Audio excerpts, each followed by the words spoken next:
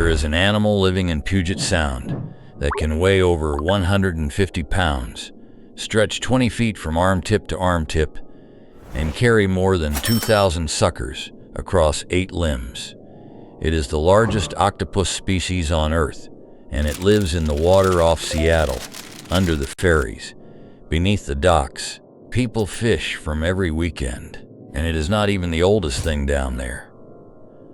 Also in that water is a shark whose family has existed for over 200 million years, which means its ancestors were already ancient when Tyrannosaurus was alive.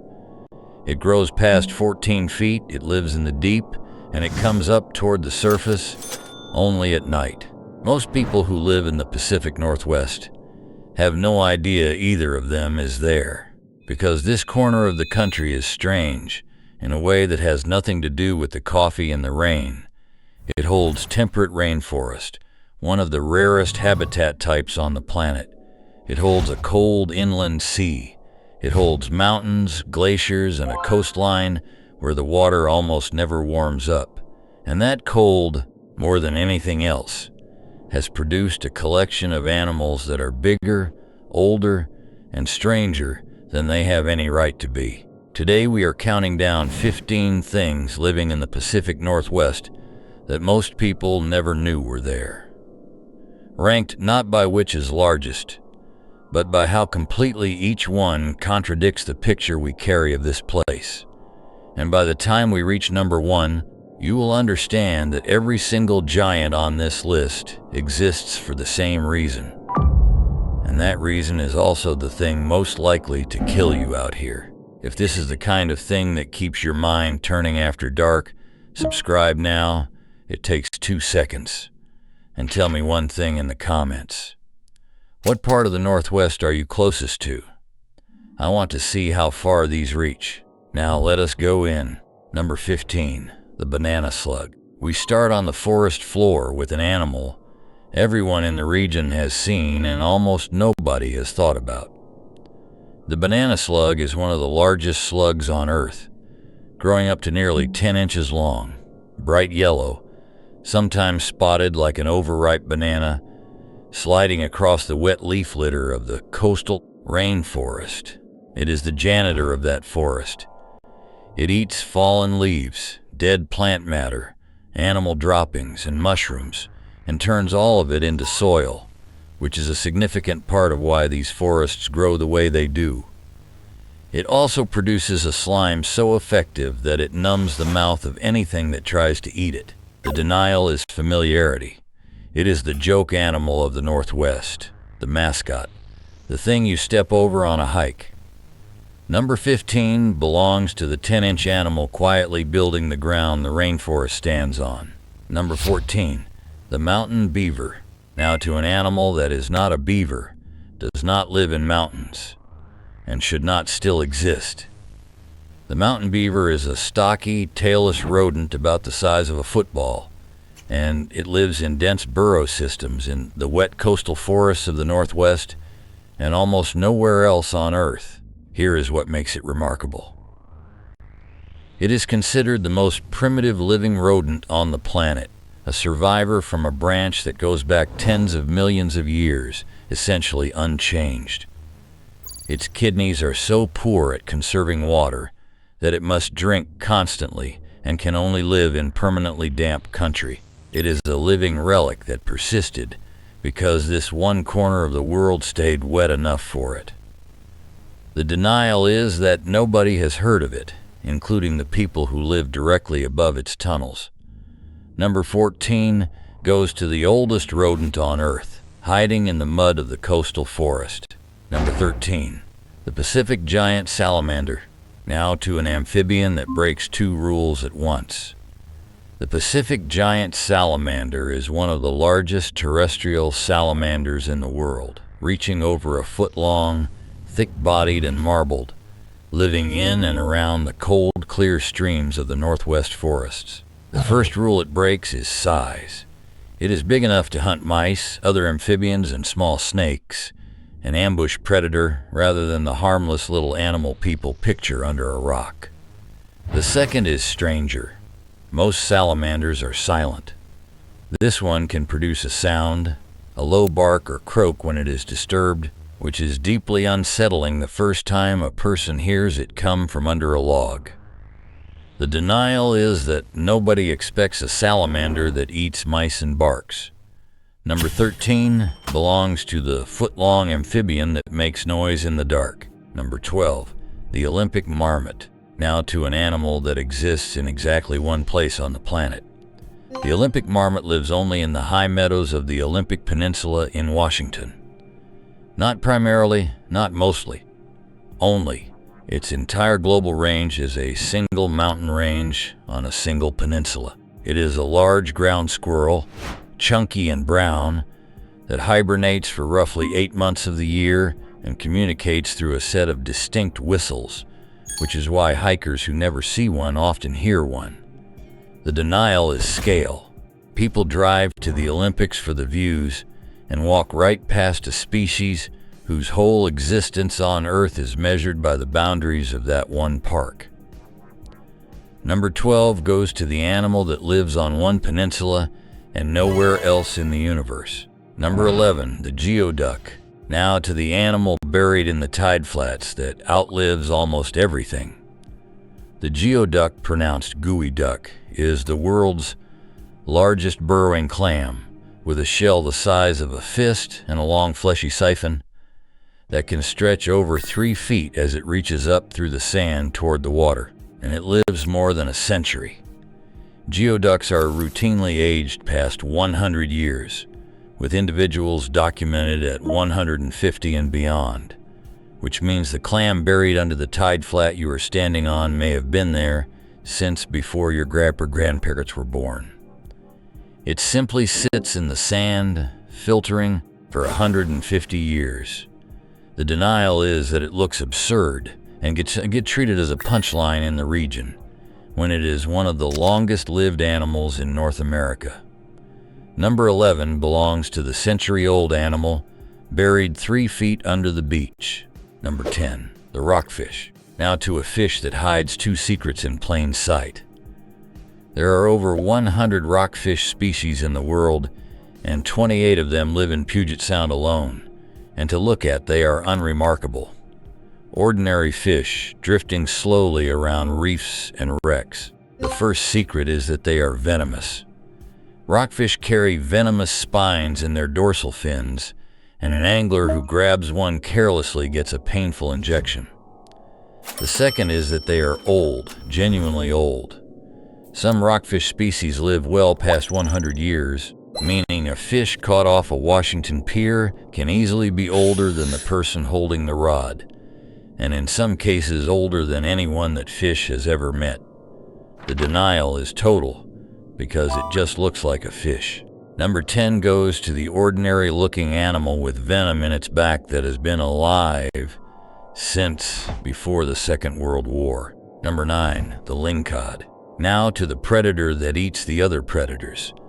The lingcod is a large, mottled, ambush fish of the northwest reefs, growing to 5 feet with an enormous mouth and 18 sharp teeth. It sits motionless on a rock or a wreck and takes anything that passes, and its appetite is what earns it a place here. Lingcod eat octopus regularly, and divers have found them cruising with tentacles still hanging out of their mouths. They eat other fish, and they eat small shark, with documented cases of a lingcod holding a spiny dogfish sideways in its jaws. On some wrecks, a resident lingcod will clear out the entire local octopus population. The denial is that people picture the Northwest food chain topping out at orcas and seals, with no idea a 5-foot fish is eating sharks down there. Number 9 belongs to the reef predator that hunts the animals we think of as hunters. Number 8, the Roosevelt elk. We are right at the halfway mark, and if you are still here, you clearly want to know what this place is actually holding. So hit subscribe if you have not yet, because from here the animals stop being merely surprising and start being enormous. The Roosevelt elk is the largest elk subspecies in all of North America, and it lives in the temperate rainforests of the Olympic Peninsula and the Coast Range. A mature bull can approach 1,000 pounds, and it moves through some of the densest, wettest, mossiest forest on the continent, an animal the size of a small car in country where you cannot see 30 feet. The denial is the image. People picture elk on an open mountain slope in the Rockies, bugling across a valley. These live in rainforest, in green gloom and hanging moss, and they are bigger than the ones on the postcards. Number 8 goes to the 1,000-pound animal, moving silently through the thickest forest in the country. Number 7, the sea otter. Now to an animal that was completely wiped out here and put back. The sea otter was hunted to extinction along the Washington coast by the fur trade, gone entirely by the early 1900s. The animals swimming there today descend from a small group brought in from Alaska decades later, and it may be the most important animal on this list. Sea otters eat sea urchins, and sea urchins eat kelp. Remove the otters, and the urchins multiply and strip the kelp forest down to bare rock, taking every animal that depended on it. Bring the otters back, and the kelp returns. The otter also carries the densest fur of any animal on Earth, up to 1 million hairs per square inch, because unlike other marine mammals, it has almost no blubber and must stay warm in that cold water on fur alone. The denial is that people see a cute animal floating on its back and have no idea it is holding an entire ecosystem together. Number 7 belongs to the animal we erased and then needed back. Number 6, the Puget Sound king crab. Now to the reef, and to an animal that looks like it was designed by someone with no restraint. The Puget Sound king crab is a large, heavily armored crab covered in knobs, spines, and ridges, colored in vivid orange, red, and purple, so ornate it looks artificial when a diver's light hits it. It is slow, it is armored like a tank, and it can span well over a foot. It lives in the cold, rocky water of the Sound, scavenging and hunting along the bottom, and plenty of people who have lived beside this water their entire lives have never seen a photograph of one. The denial is the assumption that cold gray northern water is drab, when the reefs down there hold some of the most vividly colored animals in North American waters. Number 6 goes to the armored, painted crab living in water everyone assumes is empty. Number 5, the giant Pacific octopus. This is the animal from the opening. The giant Pacific octopus is the largest octopus species on Earth, and Puget Sound is one of the best places in the world to find it. Individuals exceed 150 pounds with an arm span reaching 20 feet, and more than 2,000 suckers across those 8 arms, each one capable of tasting what it touches. It is also, by a wide margin, the most intelligent invertebrate in North American water, able to open jars, escape enclosures, recognize individual people, and solve problems. And its life ends in one of the strangest ways in the animal kingdom. A female lays somewhere between 18,000 and 74,000 eggs, then stops eating entirely and spends months guarding and cleaning them, starving to death as they develop, dying shortly after they hatch. She never feeds again after laying. The denial is that a genuine sea monster, intelligent and enormous, lives directly under the ferry route. Number 5 belongs to the 20-foot animal that dies to hatch its young. Number 4, the blunt-nosed six-gill shark. Now to the other animal from the opening, and to the oldest design in these waters. The blunt-nosed six-gill shark is a heavy, blunt-headed shark that grows past 14 feet, with 6 gill slits instead of the usual 5 and 6 rows of saw-edged teeth in its lower jaw. Its lineage runs back more than 200 million years to the Triassic, which means its family was already ancient by the time Tyrannosaurus appeared roughly 65 million years ago. It is estimated to live around 80 years. It spends its days in deep water, below 300 feet, and rises toward the surface at night to hunt, which is how it can share Puget Sound with millions of people, and be seen by almost none of them. The denial is that a prehistoric deep-water shark patrols the water between Seattle and the islands, coming shallower every single night. Number 4 goes to the shark that was already old when the dinosaurs were young. Number 3, the southern resident orcas. Now to the most famous animals in these waters, with the part almost nobody knows. 3 distinct kinds of orca use Puget Sound, and they are not simply groups. They are effectively different cultures. Resident orcas eat almost exclusively fish, particularly salmon. Transients hunt marine mammals, seals, and sea lions. Offshore orcas range far out and eat sharks. They overlap in the same water and do not interbreed or mix. And the southern residents, the ones the region considers its own, are in serious trouble, listed as endangered. Their numbers driven down by pollution, vessel noise, and above all the collapse of the salmon they depend on. The denial is that people think of orcas as thriving because they are famous and beloved, when this specific population is fighting for survival in the water off a major American city. Number 3 belongs to the animal everyone here can name, and almost nobody realizes is disappearing. Number 2, the temperate rainforest itself. Before we reach number 1, understand the container all of this lives in.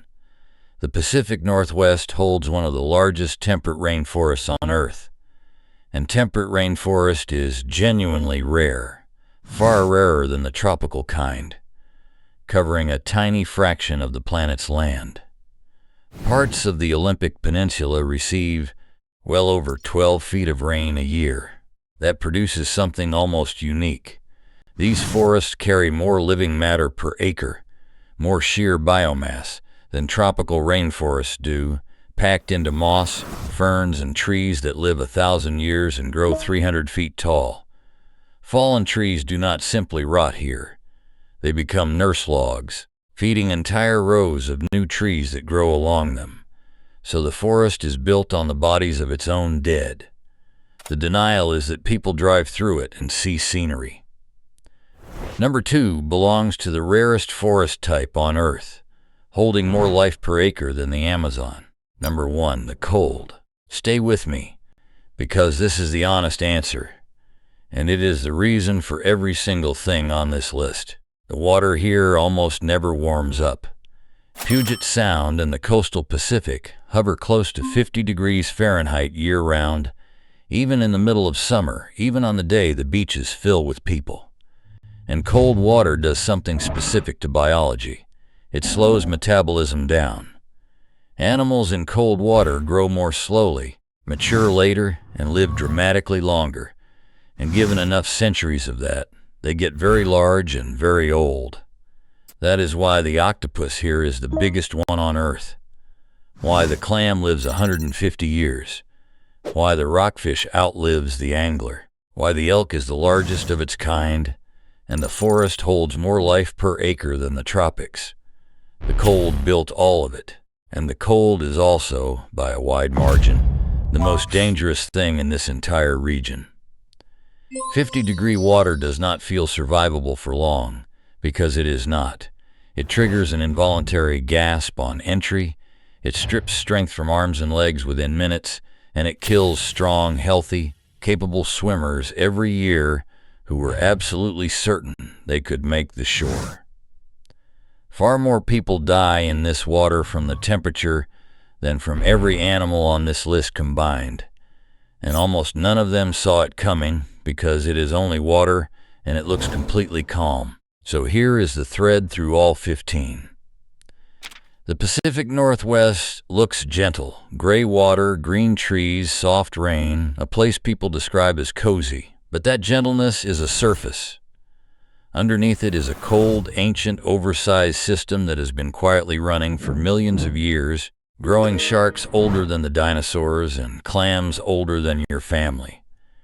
And the same cold that made all of it beautiful is the thing waiting for anyone who steps in and assumes it is friendly. We did not stop seeing these things because they hid.